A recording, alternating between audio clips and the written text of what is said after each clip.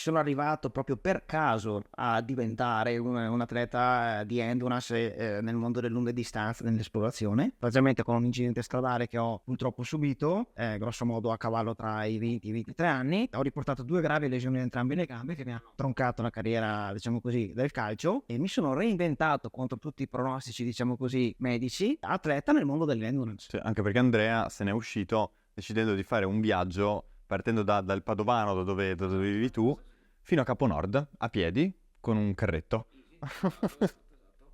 Sentivo questa esigenza dopo l'incidente stradale di fare un viaggio in solitaria, quindi per essere molto introspettivo, finalmente essere completamente da solo anche in situazioni anche di difficoltà. Certo. Anche perché facevi un tracciato che mi raccontavi non era mai stato percorso a piedi da nessuno, Esatto. quindi una cosa nuova. Completamente nuova, quindi avevo proprio bisogno anche di concentrarmi su me stesso finalmente in un periodo della